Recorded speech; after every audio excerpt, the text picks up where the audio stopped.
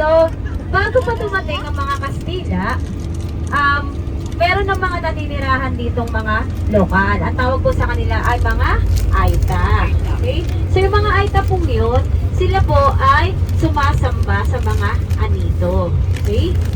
Yung anito po, sila po yung mga tinatawag na Diyos ng araw, Diyos ng lupa, Diyos ng mga puno, Diyos ng kalikasan. So, yun po yung mga sinasamba ng mga Aita dati. Okay?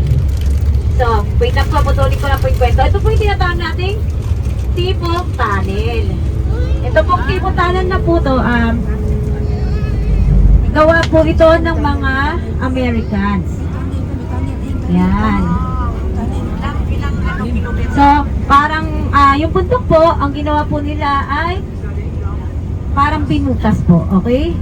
So, hindi po nila ganun ka pinatag, kundi binutas po nila yung bundok. Okay, balik na po tayo dun sa pangalan ng Zambales. So, yung Zambales po, di ba, yung mga Aita ay sumasamba sa mga anito. And then, dumating yung mga Kastila. So, nung dumating sila, nagkaroon ng confusion kasi hindi marunong magsalita ang mga Kastila ng Tagalog. Ang mga Aita naman ay hindi naman marunong magsalita ng Spanish o Spaniards. Hindi po, Spanish po na salita, okay?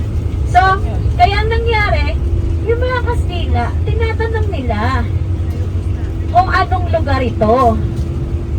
So, yung mga Aita, nagtatanungan din at nagtitinginan din sila kung ano ibig sabihin ng mga Kastila sa kanila. Kaya ang ginawa, ang inakala ng mga Aita, tinatanong ng mga Kastila kung ano yung ginagawa nila. Kaya ang sabi nila, samba. Okay? And then, syempre, meron pa rin confusion. Ang nangyari, nakukonfuse pa rin yung mga Kastila, hindi nila alam kung anong tawag sa mga Aita doon. Kaya ang ginawa nila, yung tawag sa mga Aita ay Sambale. Okay? Naging Sambale po. And then, habang lumalaon, lalo pa rin silang hindi nagkakaintindihan. Napaghahalo yung Samba at yung Sambale hanggang sa nalagyan po ng letter S. Kaya po, nabuo ang pangalang Zambales. Okay? So, ang Zambales po, ang capital po nito ay Iba. Bakit? Paano nga ba ginagawang capital ang isang bayan sa isang probinsya? So, kung saan po nakatayo yung government office ng isang probinsya, yun po ang ginagawa nilang capital. Okay? So, para pong sa Rizal, ang capital po natin ay Antipolo kasi nandun po yung government office ng Rizal, okay? So, ganun din po dito sa Zambales. Sa Zambales din po, marami po tayo ditong makikita. Sino familiar dito sa solar panel?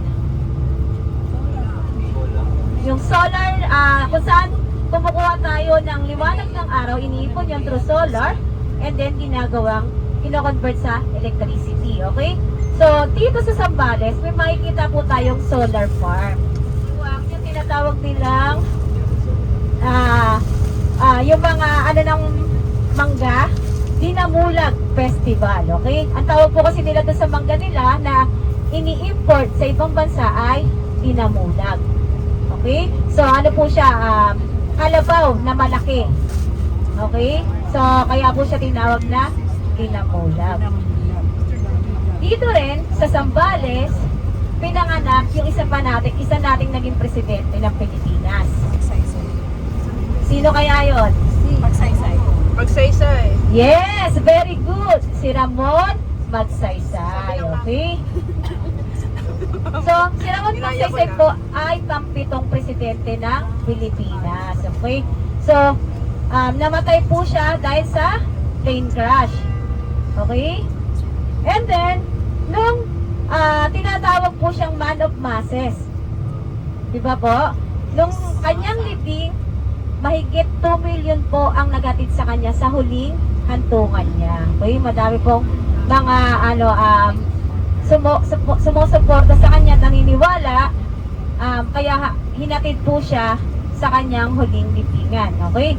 And then, kung nabanggit ko na po yung presidente ng Pilipinas, buuin na natin yung 17 presidente ng Pilipinas. So, unang naging presidente, sino? Emilio Aguinaldo. Yes, very good po. Emilio Pami Aguinaldo. So, naging presidente po siya noong 1896. Okay?